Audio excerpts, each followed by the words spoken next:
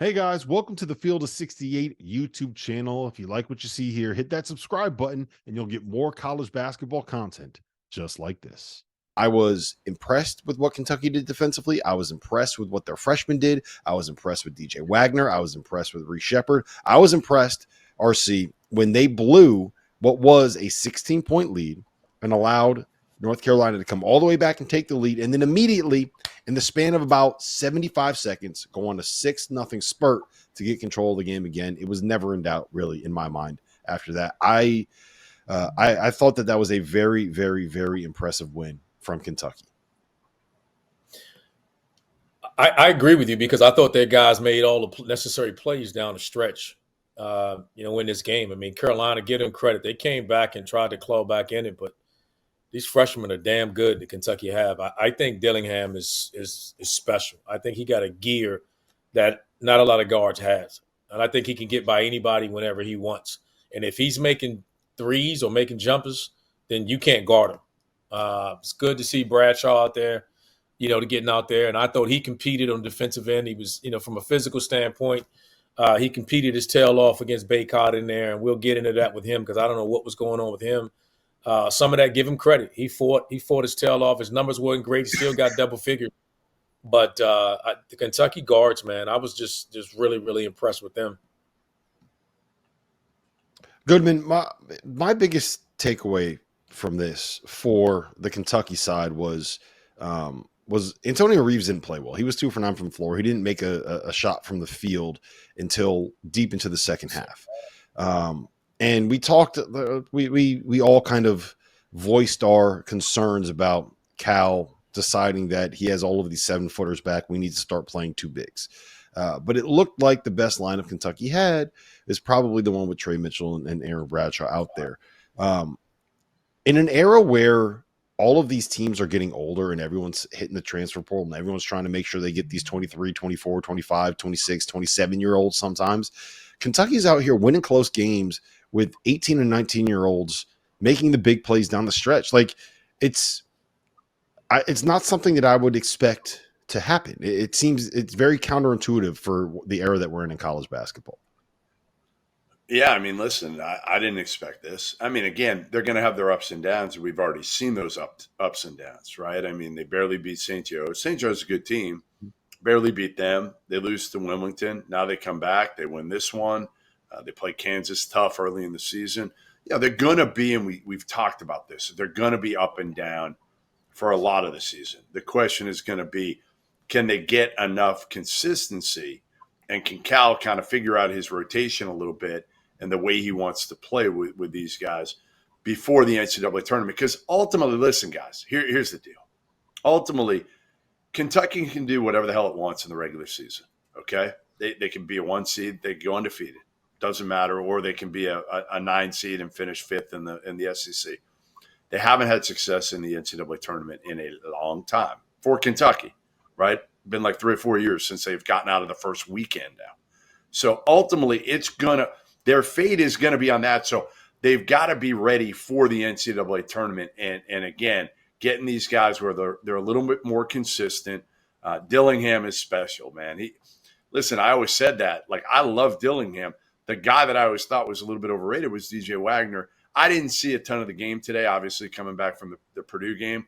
My biggest question, RC, and you alluded to it before, was like, what the hell happened with Armando Bacot? What the hell happened?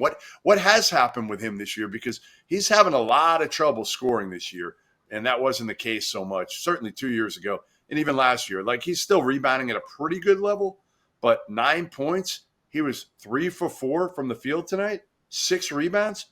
I know he was in foul trouble, but what the hell happened? 6 turnovers as well. Yeah. He had one shot. Was it well into the second half? I mean, midway through the second half, he only had one field goal. And they're not playing through him. And he gets frustrated. I thought he looked frustrated a couple of times when he didn't get it. Now, to his credit, he's playing. I think Hubert just got the ball moving and playing. I don't know if he's just, obviously they're not prioritizing him and just pounding the ball inside. But to be fair, I don't know if Armando's ever been that guy. I think you got to give him some touches. He's been a guy that just cleaned up the glass, and when guards attack the rim, you just didn't want to switch. And I think that's what's happened. I mean, people are so afraid of that. They're taking away one of the things that he did a great job of. It's almost like the Zach Edey effect. When a guard's drive, you don't want to help because you know if your center isn't on Armando, you're not getting a rebound. And that's just a big part of what they were doing. So teams just seem to be trying to take that away from him and enforcing him to be a low post scorer. And that's not always been his strength. Hasn't been his strongest suit, but he just didn't have it tonight. There was something there. He just seemed disinterested at times. And we'll see what happens. I mean, maybe he'll shake this off. Maybe the turnovers bother him. I don't know what it was, but he didn't get a lot of touches early, and he just didn't seem to be as engaged as I thought he would be. I think some of it was also, I do think we should give some credit to the Kentucky side here. I thought Kentucky was better defensively than they've been in the past this season. Now, we can throw out like the last 8 minutes because nobody on either team got any stops in the last 8 minutes. And I think a lot of that had to do with the fact that there were like 6 guys on the floor that could go get a bucket anytime that they want. Like RJ Davis's bag, like he can go. He has every shot that you need. He has every finish that you need. He has every move that you need. Like he is a certified scorer. And I think a lot of that in the second half was just, we're going to, like, especially down the stretches, we're going to put Trey Mitchell on a ball screen, whoever Trey Mitchell is guarding, put him on a ball screen with RJ Davis and let RJ Davis go. So I think that was part of why you didn't see him down the stretch. But look, I think Aaron Bradshaw might be better defensively than we gave him credit, certainly than I gave him credit for. I think that's kind of where I stand on this. And well, Jeff and I have talked about this, and I kind of want your opinion on it too, RC. I think that with Bradshaw back, it raises the floor of what Kentucky can be defensively. And to me, the biggest concern with this Kentucky team is previously, I didn't think that they could win games if they weren't going to have a great night offensively. And I think that with Bradshaw and with Onyesu, who had 3 blocks and was really impactful in the 9 minutes that he played, I think that this makes them that much more dangerous because I think that they can win games now when they're not, when they don't have those nights where Dillingham has 30 or Reed Sheppard goes for 25.